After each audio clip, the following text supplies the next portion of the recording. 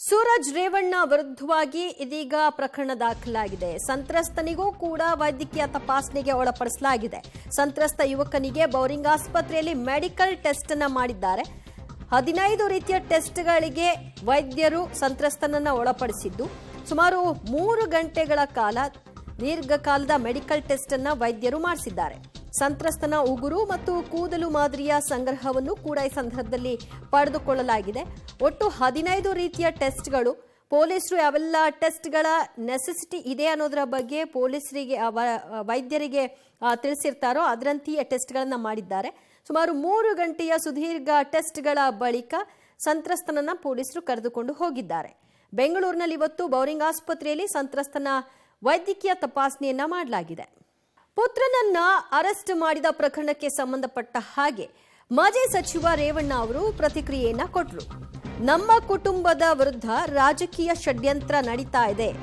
ಹಾಸನದಲ್ಲಿ medical test ಮಾಡಿಸದೆ ಇಲ್ಲಿಗೆ ಯಾಕೆ ಬಂದ್ರು? ಇದೆಲ್ಲ ನಮ್ಮನ್ನ ಹೆದರಿಸೋಕೆ ಮಾಡ್ತಾ ಇದ್ದಾರೆ. ನಾವು ತಪ್ಪು ಮಾಡಿದ್ರೆ ಓಡ್ ಹೋಗ್ತೀವಿ. ತಪ್ಪು ಮಾಡಿದ್ರೆ ಸೂರಜ್ ಯಾಕೆ ಕಂಪ್ಲೇಂಟ್ ಕೊಡೋದಕ್ಕೆ ಠಾಣೆಗೆ ಹೋಗ್ತಾ ಇದ್ದ? ಈಗ ಏನೂ ಹೇಳಲ್ಲ, ಟೈಮ್ ಬಂದಾಗ ಎಲ್ಲ ಹೇಳ್ತೀನಿ ಅಂತ ಪಬ್ಲಿಕ್ ಟಿವಿಗೆ HD ರೇವಣ್ಣ ಅವರು ಪ್ರತಿಕ್ರಿಯೆಯನ್ನ ಕೊಟ್ಟಿದ್ದಾರೆ. ಪುತ್ರನ ಬಂಧನ ಬೆನ್ನಲ್ಲೇ ಈಗ ನಾನು ಏನು ಹೇಳಲ್ಲ, ಟೈಮ್ ಬಂದಾಗ ಹೇಳ್ತೀನಿ. ಸದ್ಯಕ್ಕೆ ದೇವರ ಮೇಲೆ ಭಾರ ಹಾಕಿ ಎಲ್ಲವನ್ನೂ ಕೂಡ ಸುಮ್ಮನೆ ಇರ್ತೀನಿ ಅಂತ ರೇವಣ್ಣ ಅವರು ಹೇಳಿದ್ದಾರೆ. ಅನೈಸರ್ಗಿಕ ಲೈಂಗಿಕ ದೌರ್ಜನ್ಯ ಪ್ರಕರಣ ಸಂಬಂಧಿತವಾಗಿ ಈಗ ಪುತ್ರ ಸೂರಜ್ ರೇವಣ್ಣ ಅರೆಸ್ಟ್ ಆಗಿದ್ದಕ್ಕೆ ರೇವಣ್ಣ ಅವರ ಮೊದಲ ಪ್ರತಿಕ್ರಿಯೆ. ನಮ್ಮ ಜೊತೆಗೆ HD ರೇವಣ್ಣ ಇದ್ದಾರೆ. ಸೂರಜ್ ರೇವಣ್ಣ ಅವರ ಬಂಧನ ಆಗಿದೆ, ಅರೆಸ್ಟ್ ಮಾಡಿದ್ದಾರೆ ಅನ್ನುವಂಥ ವಿಚಾರಕ್ಕೆ ಸಂಬಂಧಪಟ್ಟಂತೆ ಅವ್ರನ್ನೇ ಕೇಳೋಣ. ಇದೆಲ್ಲ ರಾಜಕೀಯದ ಷಡ್ಯಂತ್ರ ಇದೆ. ಅದಕ್ಕೆಲ್ಲ ಹೆದರಿಕೊಂಡು ನೋಡೋಗ್ತೀವಿ ಅಂತ ಏನಾದರೂ ಅದು ಎದುರಿಸೋ ಶಕ್ತಿ ಇದೆ. ದೇವರಿದ್ದಾರೆ, ದೇವರಿಗೆ ನಾವು ರಾಜ್ಯದ ಜನತೆ ದೇವ್ರಿಗೆ ಬಿಡ್ತೀವಿ. ಓಕೆ, ಸೂರಜ್ ರೇವಣ್ಣನ ತಪ್ಪು ಮಾಡಿದ್ರೆ ಓಡೋಗಿರೋದು. ವಾಲಂಟಿಯರ್ ಆಗಿ ಹೋಗಿ ಈ ಥರ ಏನು ನಡೆದಿದೆ ಕಳೆದ ದಿವಸದಿಂದ ನಮ್ಮ ಕುಟುಂಬದ ಮೇಲೆ ಸತತವಾಗಿ ಏನು ನಡೀತಾ ಇದೆ ಅದ್ರ ಬಗ್ಗೆ ನಾನು ಇವತ್ತೇನು ಹೇಳಲ್ಲ. ಟೈಮ್ ಬಂದಾಗ ಹೇಳ್ತೀನಿ. ಇದೆಲ್ಲ ಎದುರಿಸೋಕ್ಕೆ ಇದು ಕಾನೂನಿಗೆ ನಾವು ಯಾರು ಮಾಡ್ತಿದ್ದಾರೆ ಅಂತ ಅನ್ಸುತ್ತೆ ಸರ್. ಇದು ಅದನ್ನೆಲ್ಲ ನಾನು ಈಗ ಹೇಳಲ್ಲ, ಟೈಮ್ ಬರುತ್ತೆ. ಗೊತ್ತಿಲ್ವಾ ಈಗ ಯಾವ ರೀತಿ ನಡೀತಾ ಇದೆ ಏನು ಅಂತದೆಲ್ಲ ಟೈಮ್ ಬಂದಾಗ ಹೇಳ್ತೀನಿ ಅಷ್ಟೇ. ಸರ್, ಮೊದಲಿಗೆ ಹೋಗಿ ಕಂಪ್ಲೇಂಟ್ ಕೊಟ್ಟಿರೋದು ಸೂರಜ್ ರೇವಣ್ಣ ಅವರೇ. ಅದು ಏನು ಮಾಡಿದ್ರು? ಕಂಪ್ಲೇಂಟ್ ಕೊಟ್ಟ ಮೇಲೆ ಯಾರು ಮಾಡಿದ್ರ? ಮೆಡಿಕಲ್ ಆಗ್ತಿದೆ ಸರ್. ಈಗ ಏನು ಗೊತ್ತಿಲ್ಲಪ್ಪ ಅದೆಲ್ಲ ನನಗೆ. ಅದು ಎಲ್ಲಿ ಮೆಡಿಕಲ್ ಆಗ್ತಾ ಇದೆ? ಇಲ್ಲಿ ಬೌರಿಂಗ್ ಆಸ್ಪತ್ರೆ. ಅದ್ಯಾಕೆ ಅಲ್ಲೇ ಮಾಡಿಸ್ಬೋದಾಯ್ತಲ್ಲ, ಯಾಕೆ ಮಾಡಲಿಲ್ಲ? ಅಂದರೆ ಸಂತ್ರಸ್ತ ನನಗೆ ಅಲ್ಲಿ ಬೇಡ, ನನಗೆ ಬೆಂಗಳೂರಲ್ಲಿ ಮಾಡಿಸಿ ಅಂತ ಕೇಳ್ಕೊಂಡ ಅಂತ. ಈಗೇನು ಹೇಳಲ್ಲ, ಟೈಮ್ ಬಂದಾಗ ಎಲ್ಲ ಹೇಳ್ತೀನಿ. ಕಾಲ ನಿರ್ಧರಿಸುತ್ತೆ. ಇವಕ್ಕೆಲ್ಲ ಹೆದರಿಕೆ ಮಾತಾಡಿದ್ರೆ ಸರ್ ಏನಾದರೂ ಸೂರಜ್ ಅವ್ರ ಹತ್ರ ನೀವೇನಾದರೂ ಮಾತಾಡಿಲ್ಲ? ಏನಿದು, ಏನು ಘಟನೆ ಇದು? ಹೋದ್ರು ತಪ್ಪ, ನಂದೇನು ತಪ್ಪಿಲ್ಲ ಇದ್ರೆ ಹೆದರಿಕೆ ನೋಡೋಗೋರು. ಏನಾದ್ರು ಇದ್ರೆ ಹೋದ್ರು. ಯಾವ ರೀತಿ ಏನು ನಡೀತಾ ಇದೆ ಈ ರಾಜ್ಯದಲ್ಲಿ ಅದ್ರ ಬಗ್ಗೆ ನಾನು ಇವತ್ತೇನು ಅಂದರೆ ನಿಮ್ಮ ಕುಟುಂಬನೇ ಟಾರ್ಗೆಟ್ ಮಾಡಿದಾರ ಅನ್ನೋದು ಸರ್? ಅದು ನನಗೆ ಗೊತ್ತಿಲ್ಲ. ರಾಜ್ಯ ಜನತೆ ದೇವರೇ ಬಿಡ್ತೀನಿ ಅದು. ಓಕೆ, ಇದು HD ರೇವಣ್ಣ ಅವರು ಹೇಳ್ತಾ ಇರುವಂತಹ ಮಾತುಗಳು. ಅಂದರೆ ಇದು ನಮ್ಮ ಕುಟುಂಬದ ವಿರುದ್ಧ ಷಡ್ಯಂತ್ರ ಆಗಿದೆ. ನಾವೇನಾದರೂ ತಪ್ಪು ಮಾಡಿದರೆ ಸೂರಜ್ ರೇವಣ್ಣ ಹೆದರ್ಕೊಂಡು ಓಡೋಗ್ತಾ ಇದ್ರು. ಅವರೇ ಕಂಪ್ಲೇಂಟ್ ಕೊಟ್ಟು ಅವರೇ ಪೊಲೀಸ್ ಸ್ಟೇಷನ್ಗೆ ಬರ್ತಾರೆ. ಅಂದರೆ ಇಲ್ಲಿ ನಮ್ಮದು ತಪ್ಪಿಲ್ಲ, ನಮ್ಮ ವಿರುದ್ಧ ಆಗಿರುವಂಥ ಷಡ್ಯಂತ್ರ ಅನ್ನುವಂಥ ಹೇಳಿಕೆಯನ್ನು HD ರೇವಣ್ಣ ನೀಡ್ತಾ ಇದ್ದಾರೆ. ಕ್ಯಾಮ್ರಾ ಪರ್ಸನ್ ಅಕ್ಷಯ್ ಜೊತೆಗೆ ಮಾದೇಶ್ ಆನೇಕಲ್, ಪಬ್ಲಿಕ್ ಟಿವಿ, ಬೆಂಗಳೂರು. ರೇವಣ್ಣ ಅವರು ತಮ್ಮ ಮೇಲೆ ಬಂದಂತಹ ದೂರಿನ ಆಧಾರದ ಮೇಲೆ ಆಗಲೂ ಕೂಡ ಇದೇ ರೀತಿಯ ಹೇಳಿಕೆಯನ್ನು ಕೊಟ್ಟಿದ್ರು. ಷಡ್ಯಂತ್ರವನ್ನು ಮಾಡಲಾಗ್ತಾ ಇದೆ, ನಮ್ಮ ಕುಟುಂಬದ ವಿರುದ್ಧ ನಡೀತಾ ಇರುವಂತಹ ಷಡ್ಯಂತ್ರ ಅಂತ. ಈಗ ಅವರ ಪುತ್ರನ ಬಂಧನ ಆಗಿದ್ರ ಬೆನ್ನಲ್ಲೇ ಅದೇ ರೀತಿಯ ಸ್ಟೇಟ್ಮೆಂಟ್ ಕೊಟ್ಟಿದ್ದಾರೆ.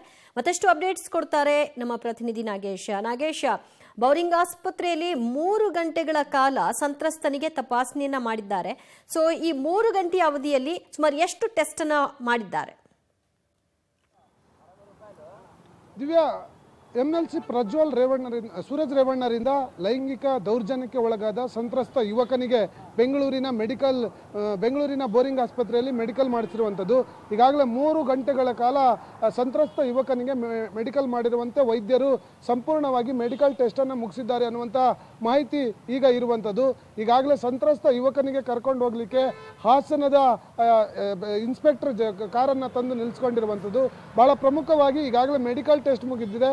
ಸಂತ್ರಸ್ತ ಯುವಕನಿಗೆ ಹಾಸನಕ್ಕೆ ಕರೆದುಕೊಂಡು ಹೋಗಬೇಕಾ ಅಥವಾ CID ಕಚೇರಿಗೆ ಕರೆದುಕೊಂಡು ಹೋಗಬೇಕು ಅನ್ನುವಂಥ ಗೊಂದಲದಲ್ಲಿ ಅಧಿಕಾರಿಗಳು ಇದ್ದಾರೆ ಅನ್ನುವಂಥದ್ದು ಈಗ ಗೊತ್ತಾಗ್ತಿರುವಂಥದ್ದು. ಬಹಳ ಪ್ರಮುಖವಾಗಿ ಈ ವಿಚಾರದಲ್ಲಿ ಹಿರಿಯ ಅಧಿಕಾರಿಗಳ ಸಲಹೆಯನ್ನು ಪಡೆದುಕೊಳ್ಳುವ ಕೆಲಸವನ್ನು ಮಾಡುವ ಕೆಲಸ ಈಗಾಗಲೇ ಇಲ್ಲಿ ಬಂದಿರುವಂಥ ಐಒ ಮಾಡ್ತಿದ್ದಾರೆ ಅನ್ನುವಂಥ ಮಾಹಿತಿ ಇರುವಂಥದ್ದು. ಈಗಾಗಲೇ ಒಂದು ಮೂಲಗಳ ಪ್ರಕಾರ ಪ್ರಕರಣ CIDಗೆ ವರ್ಗಾವಣೆ ಆಗಿರೋದ್ರಿಂದ ಇಲ್ಲಿಯೇ ಸಂತ್ರಸ್ತನನ್ನು ಇರಿಸಬೇಕು ಅನ್ನುವಂಥ ಮಾಹಿತಿ ಬಂದಿದೆ ಅನ್ನುವಂಥ ಕಾರಣಕ್ಕಾಗಿ ಸಂತ್ರಸ್ತನನ್ನು ಇಲ್ಲಿಂದ ನೇರವಾಗಿ CID ಕಚೇರಿಗೆ ಕರೆದುಕೊಂಡು ಹೋಗಲಿಕ್ಕೆ ಈಗಾಗಲೇ ತಯಾರಿ ಮಾಡ್ಕೊಳ್ತಿರುವಂಥ ವಿಜುವಲ್ಸ್ಗಳನ್ನು ನಾನು ನಿಮಗೆ ತೋರಿಸ್ತಾ ಇದ್ದೀನಿ. ಅರ್ಧ ಗಂಟೆಗಳ ಮುಂಚೆ ಈಗಾಗಲೇ ಸಂಪೂರ್ಣವಾದ ಮೆಡಿಕಲ್ ಟೆಸ್ಟ್ ಮುಗಿಸಲಾಗಿದೆ. ಸುಮಾರು 3 ಗಂಟೆಗಳ ಕಾಲ ಮಾಡಿದಂಥ ಮೆಡಿಕಲ್ ಟೆಸ್ಟ್ 15ಕ್ಕೂ ಅಧಿಕ ಟೆಸ್ಟ್ಗಳನ್ನು ಮಾಡಿ ಮೆಡಿಕಲ್ ರಿಪೋರ್ಟನ್ನು ಪಡೆದುಕೊಳ್ಳುವ ಕೆಲಸವನ್ನು ವೈದ್ಯರು ಮಾಡಿದ್ದಾರೆ ಅನ್ನುವಂಥ ಮಾಹಿತಿ ಈಗ ಗೊತ್ತಾಗ್ತಿರುವಂಥದ್ದು. ಈ ಒಂದು ಪ್ರಕರಣದ ಬಗ್ಗೆ ತನಿಖೆಯನ್ನು ಮಾಡಲಿಕ್ಕೆ 15 ಬಗೆಯ ಟೆಸ್ಟ್ಗಳನ್ನು ಮಾಡಿಕೊಡ್ಲಿಕ್ಕೆ ಐಒ ರಿಕ್ವೆಸ್ಟ್ ಮಾಡ್ಕೊಂಡಿದ್ರು ಅನ್ನುವಂಥ ಮಾಹಿತಿ ಇರುವಂಥದ್ದು. ಹಾಗಾಗಿ ವೈದ್ಯರು, ಫೊರೆನ್ಸಿಕ್ ಸ್ಪೆಷಲಿಸ್ಟ್ ಸೇರಿದಂತೆ 15 ಜನರು ಸೇರಿ ಈಗಾಗಲೇ ಒಂದು ಏನು ಮಾಹಿತಿಯನ್ನು ಪಡೆದುಕೊಳ್ಳುವ ಕೆಲಸವನ್ನು ಮಾಡ್ತಿರುವಂಥದ್ದು. ನಾನು ದೃಶ್ಯಾವಳಿಗಳಿಗಾಗಿ ತೋರಿಸ್ತಾ ಇದ್ದೀನಿ. ಬೋರಿಂಗ್ ಆಸ್ಪತ್ರೆ. ಥ್ಯಾಂಕ್ ಯು ನಾಗೇಶ್, ನಿಮ್ಮೆಲ್ಲ ಮಾಹಿತಿಗೆ. ಸುದೀರ್ಘ 3 ಗಂಟೆಗಳ ಕಾಲ 15 ರೀತಿಯ ಟೆಸ್ಟ್ ಅನ್ನ ಮಾಡಿದ್ದಾರೆ ಸಂತ್ರಸ್ತನಿಗೆ. ಸದ್ಯ ಆತನನ್ನು ಎಲ್ಲಿ ಉಳಿಸಬೇಕು ಅನ್ನೋದರ ಬಗ್ಗೆ ಪೊಲೀಸರಿಗೆ ಇನ್ನೂ ಕೂಡ ಆ ಚರ್ಚಾ ಹಂತದಲ್ಲಿದೆ. ನಂತರ ನಿರ್ಧಾರವನ್ನ ತೆಗೆದುಕೊಳ್ತಾರೆ.